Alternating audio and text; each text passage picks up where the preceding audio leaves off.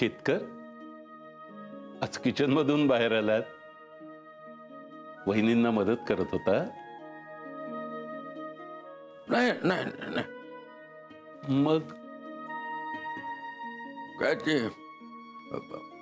बाहेर निघालो होतो, पण मग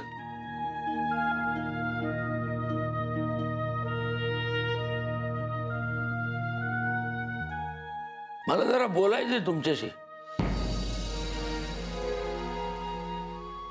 अण्णा, काय मला माफ करा.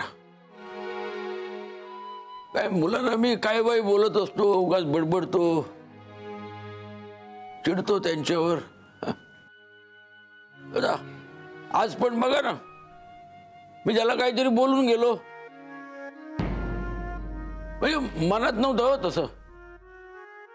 काय मला दुखवायचं नव्हतं त्यांना. काय आता त्यांच्या ऑफिसमध्ये होणारी अडचण कळते मला, पण त्यासाठी उगाच मला टोमणा मारायचा नव्हता त्यांना.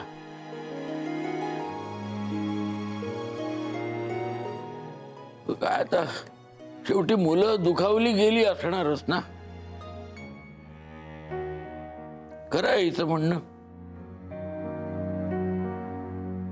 मी श्रेयसचा राग नको तिथं काढतो.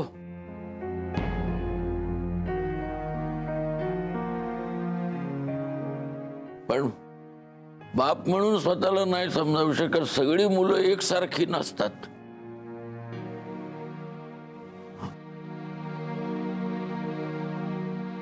तरी मनात कुठंतरी काहीतरी खुपतंय.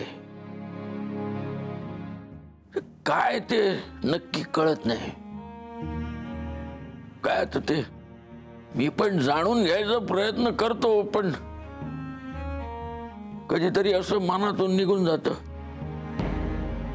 काय ना, माझ्या बोलण्यामुळे तुम्हाला त्रास झालाय, म्हणजे झाला असेलच.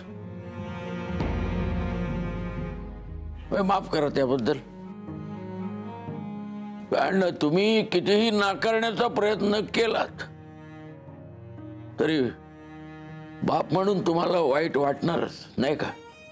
केतकर, बरोबर आहे तुमचं. मला वाईट वाटलंय. हा, नाही कळतंय मला ते. म्हणूनच आलोय बोलायला.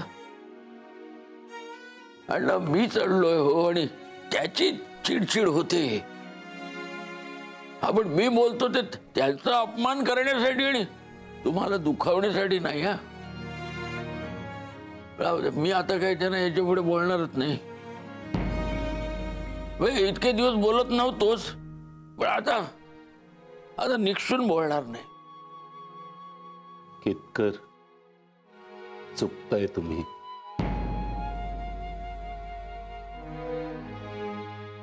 तुम्ही त्यांना जे बोलता किंवा आत्ता जे काही बोललात त्याविषयी म्हणत नाहीच आहे. मी तर म्हणतो तुम्ही त्यांना हवं ते बोला. अधिकार आहे तुमचा तो. माझ्यापेक्षाही जास्त हक्क आहे तुमचा त्या दोघांवर. मी कधीच तुमच्या आडी येणार नाही, तुम्हाला कधीच काही बोलणार नाही. परत कधी माफी मागायची गोष्ट करू नका. त्यांना तुम्ही काही बोललात ना तर मला वाईट नाही वाटणार. उलट तुम्ही त्यांच्याशी जसं बोलता तसं त्यांच्याशी बोलता आलं नाही याची खंत वाटते मला.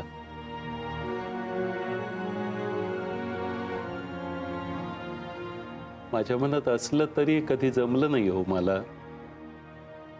ती तुमचीच मुलं आहेत. मी तुम्हाला माफ काय हो करणार.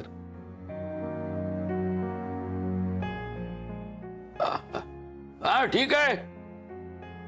नाही म्हणजे आता तुम्ही म्हणताय म्हणून बघा, संध्याकाळी उशिरा आले ना की कसा धारेवर धरतो बघा.